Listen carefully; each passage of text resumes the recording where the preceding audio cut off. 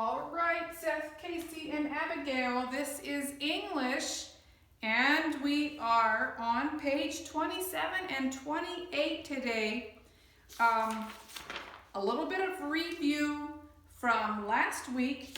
We're talking about pronouns, and remember we learned about nominative case pronouns, possessive case pronouns, and objective case pronouns. Remember, the nominative case always functions as a subject and a predicate nominative.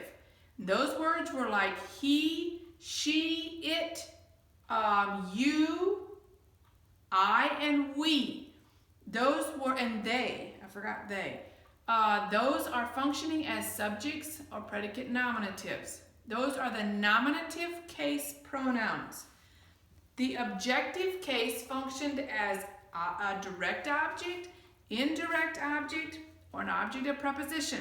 You're always going to find those towards the end of your, well, I shouldn't say that, but most of the time. The prepositional phrases can come here and there, but most of the time they're going to be towards the middle to the end of your sentence. And then you had the possessive case where it talked about where it actually possessing something. And those could function as nouns or adjectives. Actually, his and its can function as noun or adjectives. They were pronouns such as my and mine, your and yours. A lot of them end in s. Do you remember that? And then you had the compound pronouns like myself, himself, yourself, yourselves, itself. They're compound. They're putting two words together. And they also were called reflexive or intensive. Do you remember that? The compound pronouns. Remember, intensive is where you would say Seth himself, whatever, did something. Abigail herself said this. And then that's an intensive where you were intensifying what you were trying to say. And then the reflexive is where the pronoun reflected back to the subject. One of those was like we must give ourselves. Ourselves is reflecting back to we. Let's see. Do we conduct ourselves? We conduct ourselves. Ourselves is reflecting back to we. Those are called compound, where it was two words. Those are fairly easy to remember. Then we talked about the antecedent, and that is where we said Mr. Bunyan determined that he refers back to Mr. Bunyan. That was called an antecedent, where this word down here was referring to something before. We give our lives, something like that. All right, on page 27, now these are called interrogative pronouns, and they are who, whom, whose, and which. And think about when you say those words, most of the time we are asking a question. Oh, it's also what? Who, whatever. You're asking a question for a lot of these.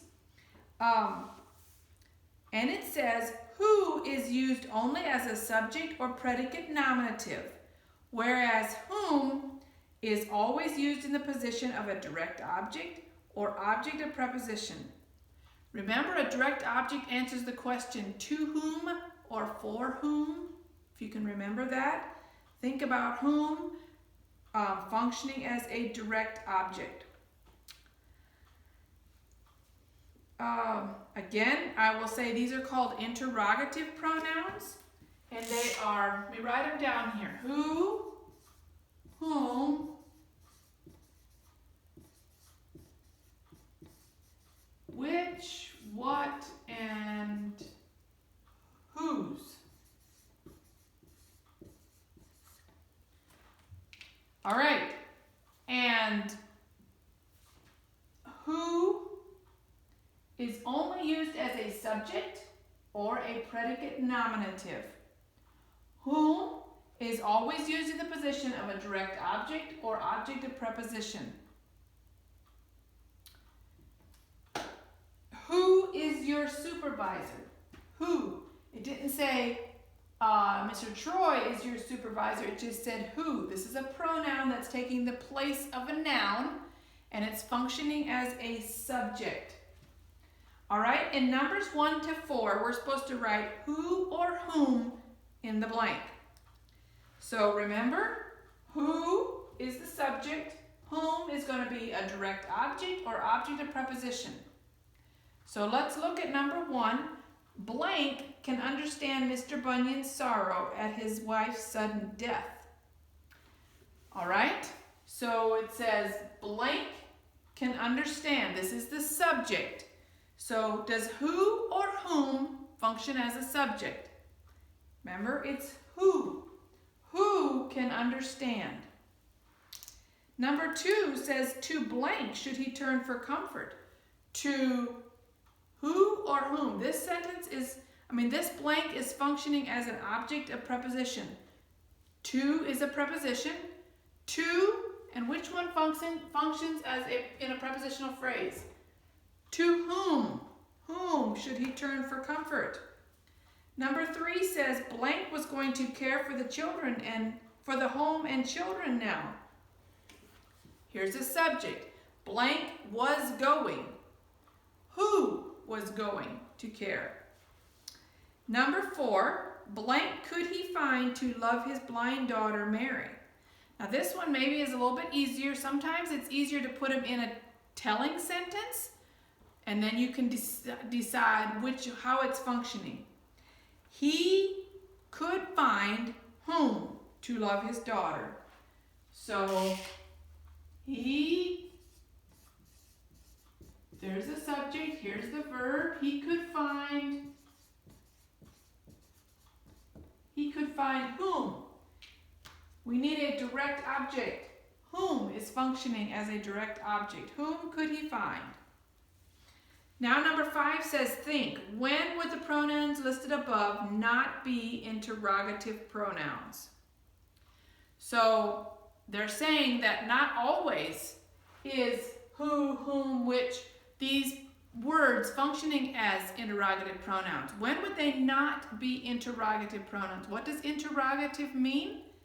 It means they're asking what? Asking questions. So if you've got these words and they're not interrogative pronouns, when would they not be interrogative pronouns? When they are not used in what? When they are not used to ask questions. If they're not interrogative pronouns, that means they're not asking questions. So that is when they would be listed as that. Number 6, it says on the line, write yes if the italicized pronoun is an interrogative pronoun. Write no if it is not. So if it is, the sentence needs to be asking a question, correct? Remember, interrogative, you have to ask a question. So if these pronouns are asking questions, that means they're interrogative pronouns. If the sentence is not an asking sentence, then it is not used as an interrogative pronoun. Mr. Bunyan did not know what God had in mind. This is a telling sentence. Is the word what used as an interrogative pronoun? No, it's not asking a question. So you would put no in the blank. And I think you guys can do the rest of those by yourself because that's way too easy. Now you have demonstrative pronouns. And demonstrative pronouns is where it is a specific person, place, or thing. A particular place or this chair, these pencils, that shoe, this eraser. Those are demonstrative pronouns where they are pointing out a specific thing. It says interrogative and demonstrative pronouns can function as adjectives when used before nouns. So if one of these pronouns comes before a noun and is describing the noun, then For instance, these shoes are dirty, okay? These would be functioning as an adjective.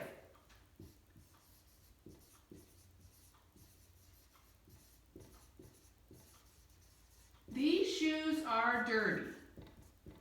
Okay, here is your pronoun. These, describing noun, is an adjective. Okay? If you would say, we could say,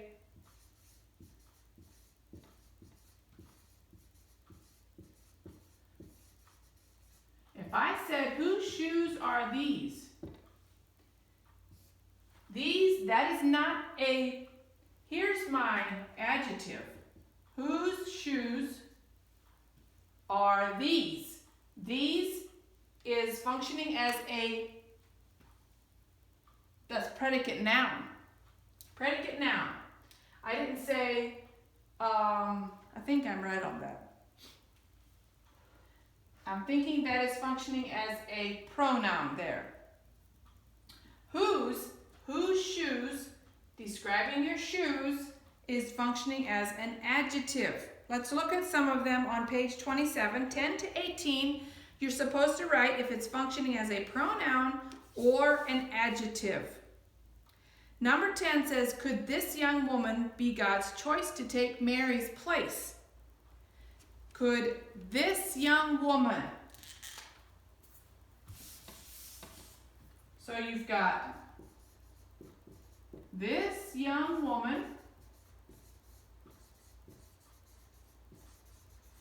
You've got this is your word that you're looking at. Describing woman. This woman. That is functioning as an adjective. This is describing a noun. Okay? That's functioning as an adjective. The next one says, that thought soon began to grow in Mr. Bunyan's mind. Number 11, Seth, what do you think? That thought soon began to grow in Mr. Bunyan's mind. Is that describing something? It's describing a noun, thought. What words describe nouns? Adjectives, yes. That is used as an adjective, right? Adjective in your blank. And number 12, he must seek the Lord's mind in this matter. Casey, this is functioning as a what? Is it functioning as a pronoun or an adjective? Is this describing a noun? That's how you can tell. Remember, a pronoun takes the place of a noun. It totally takes the noun away. It's taking the place of a noun. An adjective is going to come right before a noun, and it's going to be describing that word.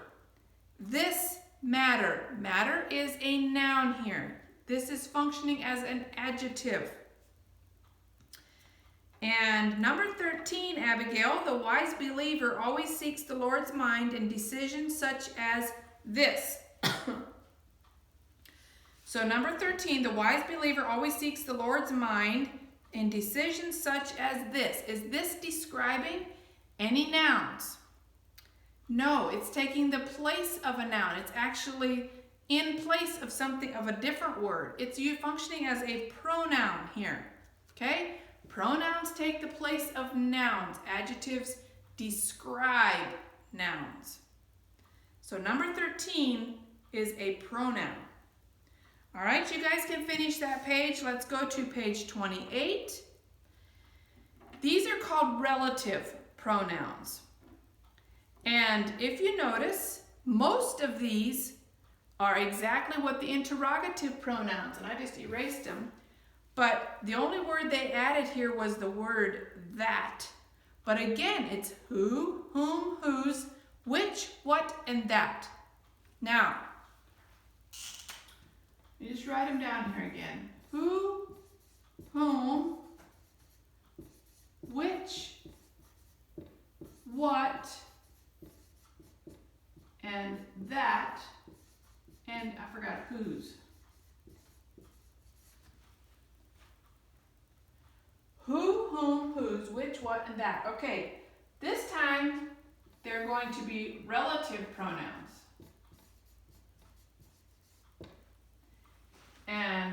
this over here, sometimes they are interrogative pronouns.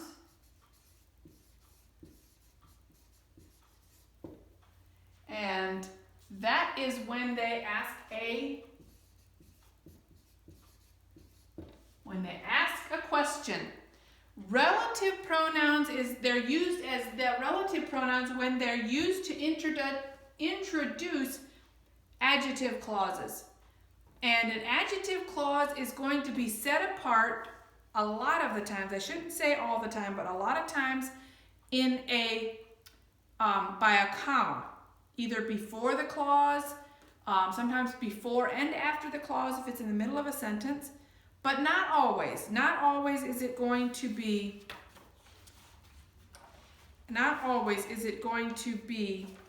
set off by commas. An adjective clause is describing another word. It says they are relative pronouns when used to introduce adjective clauses. The relative pronoun refers to a word or an antecedent in the main clause. So let's say you have a sentence. And man, I wish I could think of one just off the top of my head.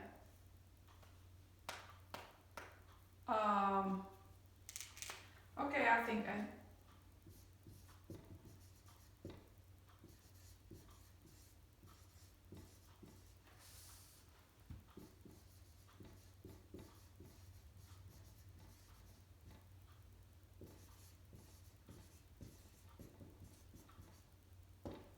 all right, let's just say this.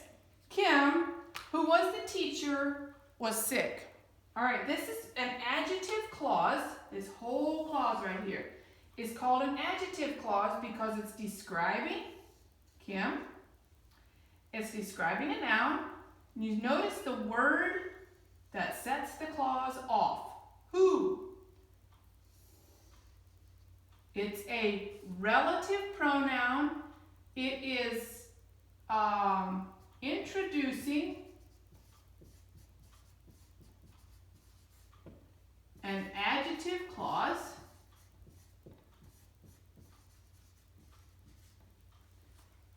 You could just take that whole clause out. You could take it all out and just say Kim was sick. You could take the whole clause out. But this is an adjective clause, and it's it's starting with the word who, which is right there, and it's used as a relative pronoun because it's the introductory word pointing back to a noun. And they also refer to it as an antecedent. Remember we learned about the word antecedent last week. But when they say the main clause, that's what the rest of the sentence is. That's called a main clause. But this is an adjective clause.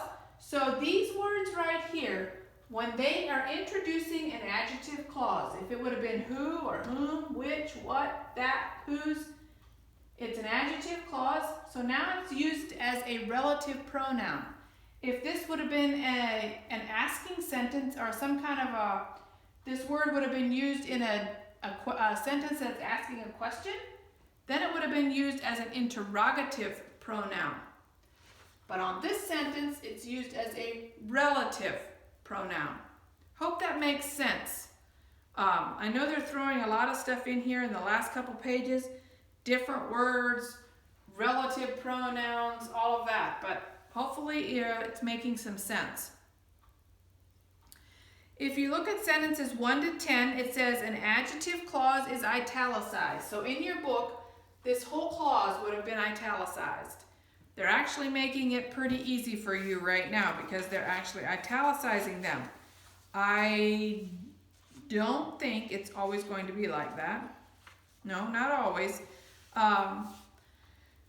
But you have to say, it says underline the relative pronoun that introduces the clause. So if this would be the sentence in your book, you would underline the word who, and then on the line you're going to write the antecedent of the relative clause.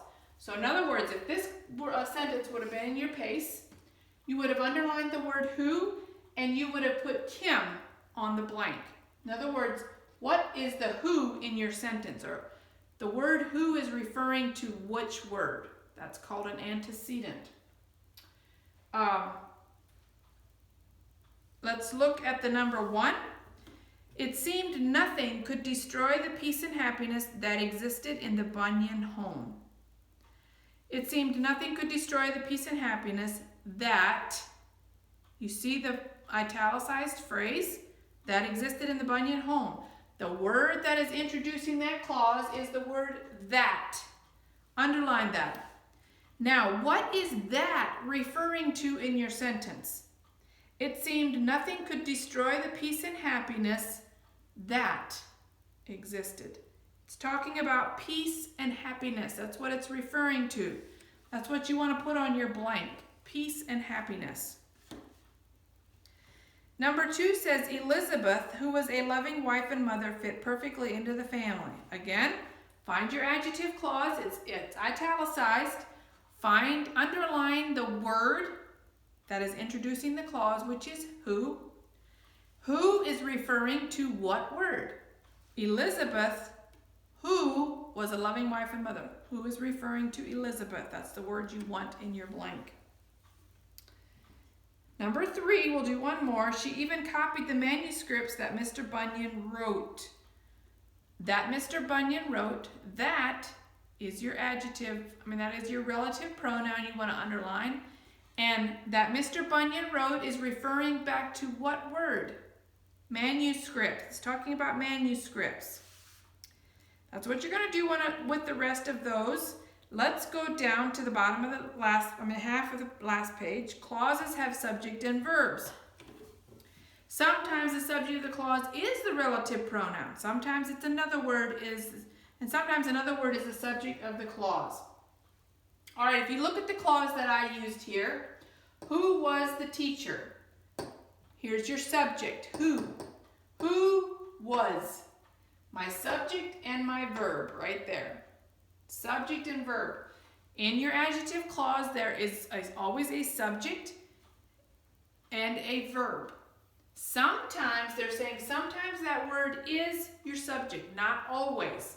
We're going to see some that are not always that way. Let's look at number 11. It says you're supposed to, there's an adjective clause italicized again, okay? In that clause, you're supposed to write N above the subject and either AV, action verb, or LV, linking verb, above your verb, okay? So here we would have put N for subject and LV. This is a linking verb. Am, is, are, was, were, be, being, been. Those are your linking verbs.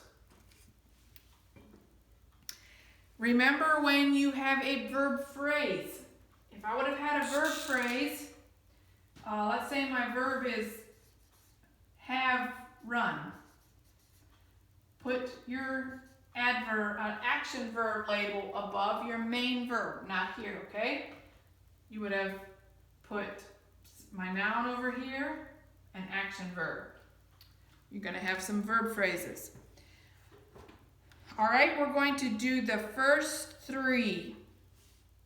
The government had passed a law that restricted religious freedom. Okay, your italicized clause is that restricted religious freedom. That is your subject. Your verb is what? That restricted. Put your labels above those. Number 12, only those who attended the state church had freedom of worship. Who attended the state church? Who is your subject? Attended. Who attended?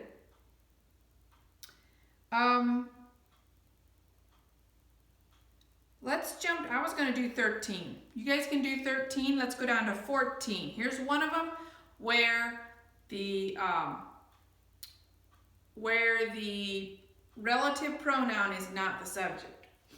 Number 14, Mr. Bunyan was faced with 2 choices, neither of which he could accept.